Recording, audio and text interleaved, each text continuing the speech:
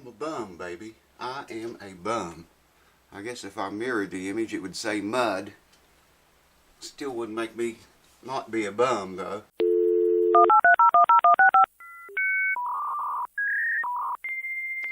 Welcome back again, folks, to another portion of the show. Got this Esteban up here today. We're going to tie into this thing. I got it tuned up to pitch. I want to show you some things here before we do any repairs. Been doing guitar repairs out the ass. Man, trying to dig my way out of guitars. Haven't been filming any of it because that really slows the process down big time. And I need to get some of these instruments fixed and through here. I'm going to show you the ones I told you I would show you. This is one of them. And same guy sent that, what was that electric guitar? First Act, I think. I'm going to show that one too. But the others, I don't know how many of them I'll even video. You know, like I say, I just need to get them done, get them through the door and make room for more because I'm backed up. People wanting to send me their guitars. I don't have any more room for them right now. But we're going to take care of that starting right now. Let me bring you a little bit closer and I'll show you what I'm talking about. Here I have an American quarter and a nickel, and a quarter and a nickel on each side. And that's what I have determined. There you can see how much belly the guitar has. I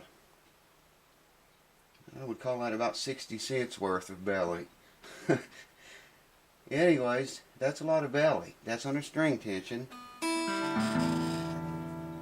The straight edge is touching in the middle, right here where my hand is. I can feel it on the back. It's touching the top of the guitar. So that's an exact measurement there. I could measure that with calipers and see exactly what it is. But the reason I want to do it now is after we put this Bridge Doctor in, then we'll measure this again, see how much deflection we were able to remove from this guitar. Now, I'll explain a little bit on the Bridge Doctor here. For those of you that probably saw them before, some of you have. If you can imagine this down in the guitar, only it's going to be up this way. It's going to be turned up like this. This part of the Bridge Doctor is going to be just under the saddle. And this part, right between the third and fourth pins inside the guitar. Okay? And in case you don't know how this works, you got this dowel pin here, or truss, and it's got a screw right there. So this truss is going to sit in there and come back here to the tail block in the lower bout of the guitar. Okay? Now keep in mind it's going to be, in this way. I'm just showing this for demonstration purposes. It's going to go in like that. Alright. When you tighten this screw, when you tighten it up, it's going to shove this truss back against the tail block, okay? And in turn it's going to put pressure on this piece and allow it to move this way. This is going to have a screw in it between the third and fourth strings. It's going to pull down, and at the same time this on the front side of the bridge is going to shove it up. And that's exactly what this guitar needs, because I showed it to you before. The whole bridge, it's glued good. It's not coming unglued. It's just this belly here. And the whole bridge has come up like that. Instead of being flat the way it should be, it's pulled up that way and leaned forward. And this little tool is going to fix it. It'll fix most of it. I don't know if it'll get it all or not. But I got to get the strings off of it now and get back in there. Try to figure out, where to start. And we're going to start by drilling the hole right here. Got to drill. I don't recommend this on high-end guitars, guys, at all. You've heard me say it before. I'm going to make a video of me playing this without the Bridge Doctor. And once I get it installed, I'll play the same thing over, and you can decide for yourself how much it changed the sound of it. A high-end guitar, it changes them. And, they tell you it makes them sound better. I don't think so. Maybe in some weird cases it might. But generally, it's not going to make it sound better. It will take that belly out, though. So let me get the strings off of it, and I'll bring you back for the fun. Hold on. Here we go. Now, the direction says to drill this. I've already marked it about an 1/8 inch deep. I don't like that long bit.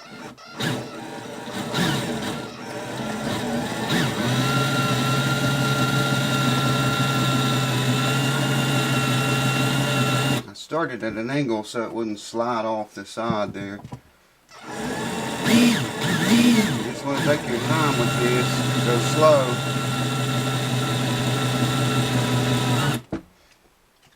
You just want to go very slow with this.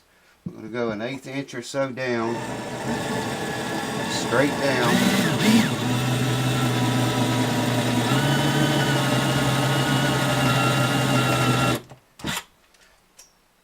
Go a little bit more than that.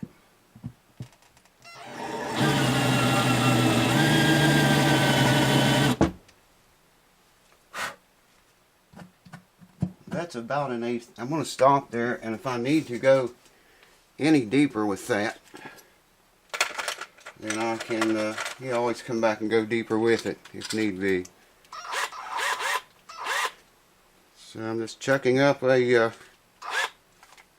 9/64 bit, and the directions say with this bit to go in the center of that hole and punch a hole completely through the guitar to the inside. So here we go. It don't look like it's...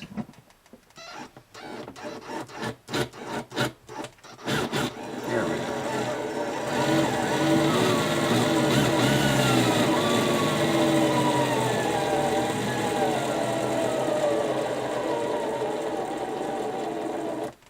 Fuck. Battery's dead. I gotta do this quick because this battery is not full charge.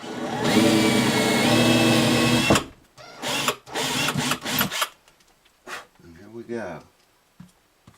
Might want to open it up just. Yeah. We are set, folks. The battery held up. Now this thing, this block, let me zoom you out here a little bit. This block has adjustments right here. I don't know if you can see those 3 holes. That's to move this place to accommodate different bridges, okay? Now, theoretically thinking, if I move this piece all the way out as far as I can, separate it from this piece, make them wider, that's going to give me more leverage. It's going to let that thing have a little bit more leverage. Yeah, let's put it in there and see.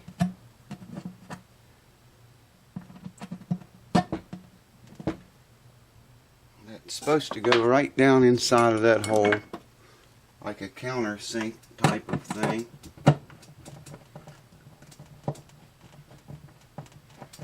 Yeah, there it did. I don't think that's quite deep enough though to allow for our inlay to go in there. I wonder if I can get this back out now without.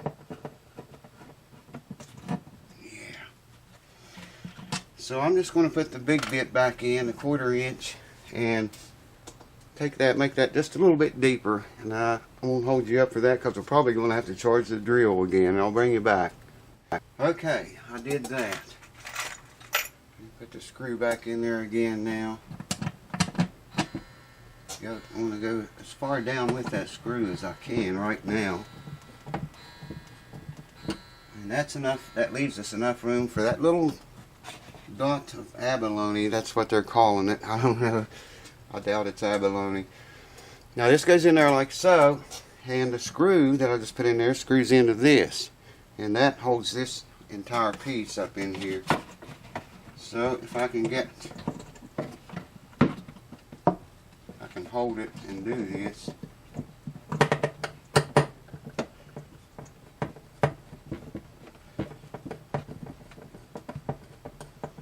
Obviously you have to hold the thing somewhat straight.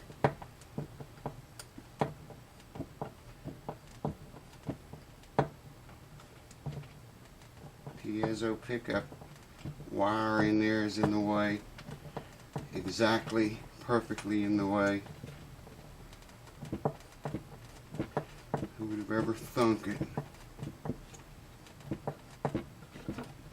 There she's starting to get a little bit tight. I want to take a look at it. I'll show you all the stuff inside the guitar once I have determined it's good. Okay, that looks pretty good to me. I am going to go a little bit tighter with it though, just because I don't want to strip the thing, that's for sure. I think it's tight enough. And now, I forget what size Allen key that said. I got to take the screw out of the thing I just put in there. So hold on, let me find a wrench that fits that, and we'll do that. Well, after a gazillion tons of shit going wrong, I finally got the screw out of the thing. Couldn't find a wrench to fit it. Okay, here's the dowel, and you can see how it's pointed a little bit on one end. I think you can see that okay. And it's flat on the other end. Directions say put the pointed end through the hole and shove it all the way back till it hits the tail block. Make sure it centers the tail block and mark it. So I think I can just barely get in here. You can see that, I think, in the video. Yeah, I can see the part we installed. Man, I need a shorter pencil.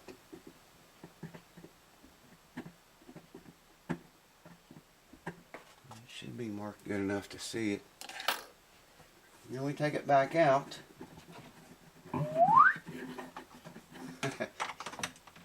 Do sound effects.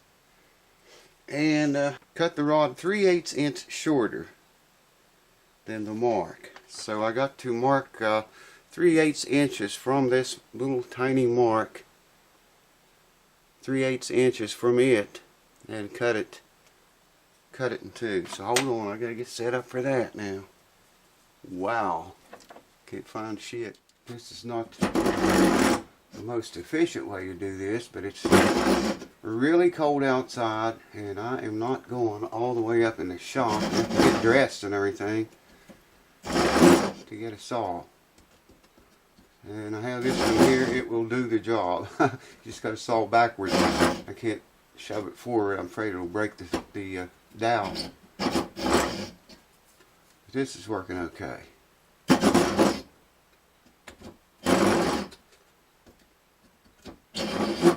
And that gives you a pretty good shot down inside the guitar. You can see that thing pretty well.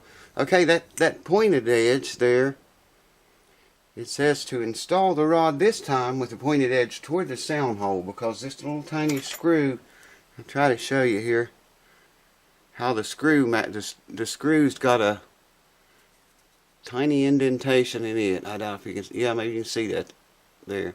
Okay, and that goes over it fits right in the rod for extra security, no doubt. So let's put it in there with the pointed edge toward the sound hole. I've already centered the thing up on the tail block back here, but I'm going to check it and make sure it's centered before we tighten this screw very much at all. If I can get it started straight now, not cross thread the thing. I think I did. Yeah, okay. Now, 3/16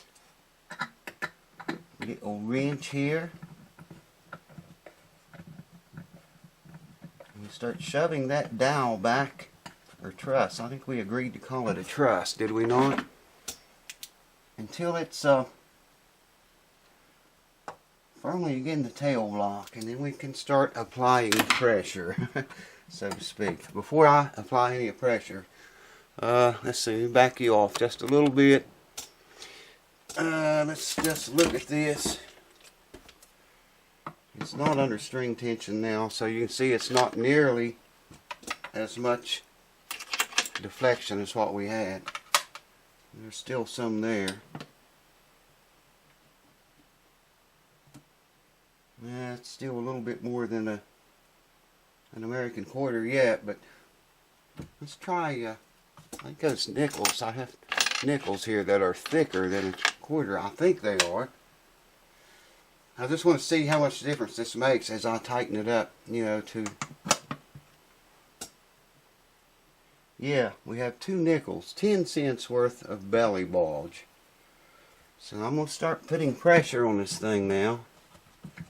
And you might hear it moan and groan a little bit. And I'm going to take a look in there. Just make sure we're staying in the center of the tail block. And yes, we are. Okay. This is good. I can already see that pulling that top down. I can see it. Yeah. We'll get rid of the nickels now.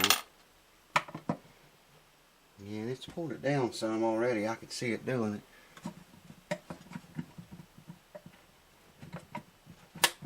And like I say, it's going to make funky noises. You know? Check that out. It's coming on down. I don't think you can get a nickel under either side now. I think we can go some more with it. And like I say, it's going to pop and crack and make noise. In fact, this thing has such a belly in it, I think I'm going to back it off a little bit and leave it until, you know, let it slowly adjust and adapt to it. You know what I mean? Instead of all at once. Just let it slowly get used to its new figure. So that's what I'm going to do. I'm just going to leave it there. Tomorrow I'll come back and tighten it more. Take it a little bit farther. I don't want to go all that distance at once. So that's what we're going to do. Yeah, I don't know how long this video is anyway. And enough stuff went wrong already. Now really installing this Bridge Doctor thing, it doesn't take very long. I mean, I'm splitting it up into 2 videos. Because like I say, I want to pull that down a lot, man. And I don't know if the camera got any of that popping and cracking noise or not, but it made some noise, and we got it down significantly from what it was. But it needs to go a little bit more, and I don't want to go too much, try to go too much all at once. So I'm going to leave it alone, give it 24 hours to settle a little bit. I'll come back here tomorrow and make part 2 of this. And we'll crank that down a little bit more. And then put the strings back on it and measure it again and see if we can get 2 quarters and 2 nickels, quarter and a nickel under each side under string tension. And then if that improved anything, we got to put the abalone dot in here yet. And I got a trick for that. You got to glue that in, but you don't want to glue this screw in. So one might want to take that out of there sometime. You don't want that screw glued in it. So I'll show you how I'm going to do that. And we'll put strings on it and start setting it up then. I checked this, and it's perfect, man. I mean, there's no crack between the bridge and the straight edge here. But you don't have to lift the straight edge. It slides right up over the bridge now the way it's supposed to. It did that before, but all this back area here was raised up, and it's not now. I mean, well, I got a mirror and stuff in there, but maybe I can still show you what I'm talking about. You might be able to see it on camera. See, the bridge is not nearly as pulled forward, shifted forward like it was before. It's still got a little belly there, if you can see it. Can you see what I'm saying? There's a little belly there yet. But it helped it significantly. It needs to go a little more, like I say. And I don't want to go too much, you know, at one time, because you could split wood fibers and all kind of crazy crap could happen. So I hope to see you on part 2. We'll finish it and start on this same guy's electric guitar. Setup, I don't know if we're going to do anything to the frets or not. There's some significant wear up here, but you know, I understand you don't want to put a lot of money into this. And he said, you know, do it as cheap as I can. So that's what I'm going to do. So I don't know if we'll do anything to the frets. Probably will polish them and oil the board here. It's very dry.